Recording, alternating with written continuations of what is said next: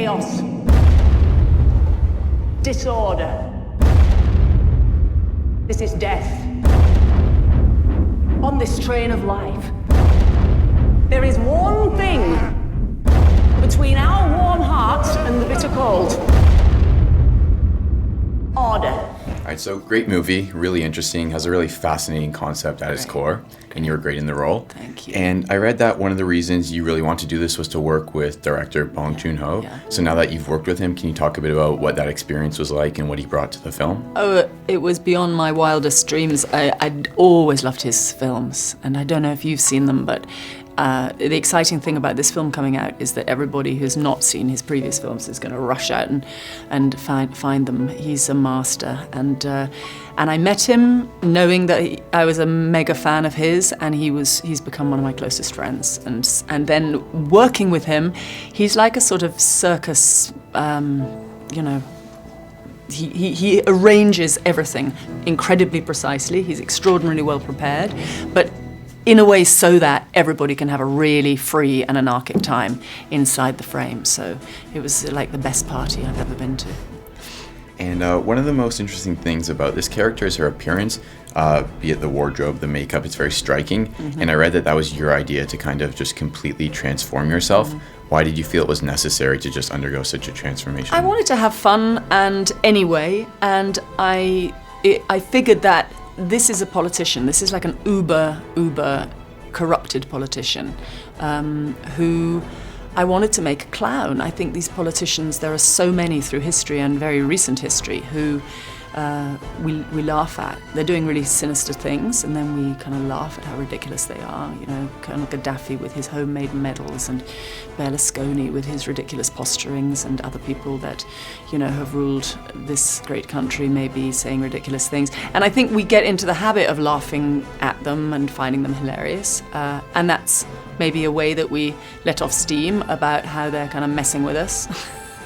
But I think that the politician as a sinister clown is a really interesting thing, and I just wanted to play with that. Just as a follow-up to that, so would you say that you modeled your performance after any of those politicians you just mentioned? Or all maybe of them. All of Every them? single one. There are moments when Gaddafi is finally captured, he goes down like this, and that's what I do when I'm shot in the leg. Oh, spoiler alert. Okay, and I just quickly, before we wrap up, you're making a Judd Apatow flick called Trainwreck. I am. It's an interesting project for you. Wouldn't expect. From Snowpiercer to Trainwreck. Yeah, exactly. Yeah. But it's being kept pretty under wraps. Can you tell us a bit about what to expect from that? Who you play? Just anything? Whatever's under wraps is worth it. That's all I can tell you. It's under wraps, but it's completely fantastic. It's Amy Schumer. That's what you need to know. It's Amy Schumer's script, and it's going to be her film, and I'm so proud to be her friend and to be anywhere near it. I belong to the front. You belong to the tail. Know your place.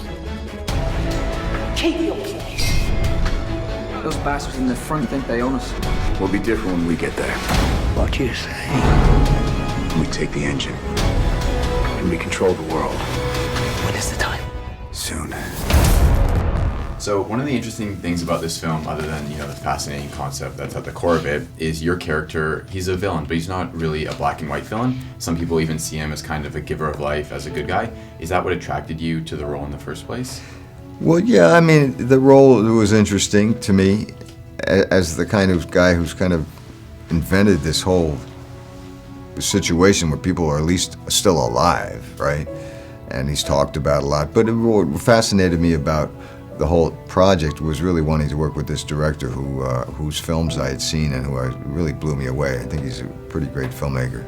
And I just thought it'd be exciting and different, you know, to work with him.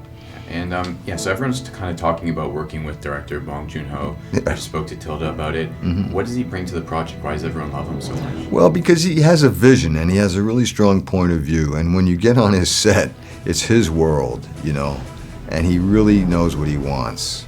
So there's no question about who's in control. There's no question about what's being attempted here. And he's very gracious and you know, he'll listen, but he's also very, very definite about what he knows what he wants to do. He's very, very strong-willed and a pleasure to work with, you know. And your character, he doesn't appear on screen for very long, but he leaves a really big impact by the end. What did you have to do when crafting the character to make sure that he kind of stuck with audiences at the end, since he wasn't on screen? Well, it's a bit, yeah, it's kind of a strange character because he's so built up and talked about throughout the whole film, and then you open up and he's this guy in a robe making dinner. I mean, you know, and director Bong really wanted him to feel like, you know, he's not some huge, you know, godlike guy, just this simple man who happened to have invented this train. And so, I mean, I really, you know, what am I going to do? I mean, there's not a lot of research to be done here. It's really just about trying to penetrate this guy and think about who he is, what he's done in his life, and where he's coming from, and being directed by a director that you have a lot of faith in and trust, you know. And would you say that you modeled him after any maybe politicians or powerful figures from history? No, I wouldn't model him after anybody I know.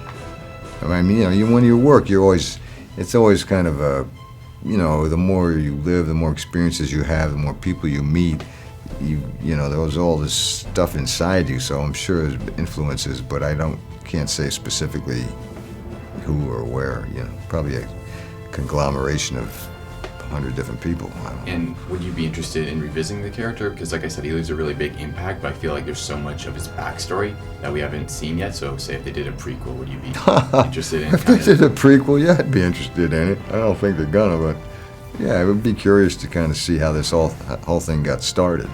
You know, you can't ask too many questions about a movie like this because you just can't. The world is frozen, but the train it's an eternal train, goes around and around and around. Well, there are a lot of oceans in the world. Are they frozen too? I mean, the Bering Strait's one thing, but then, you know,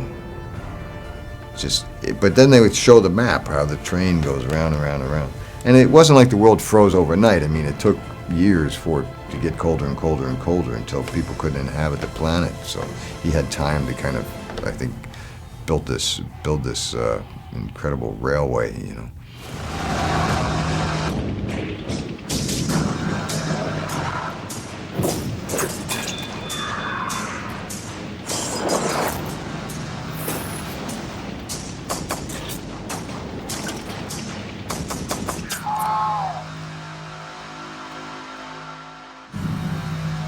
We control the engine, and we control the world.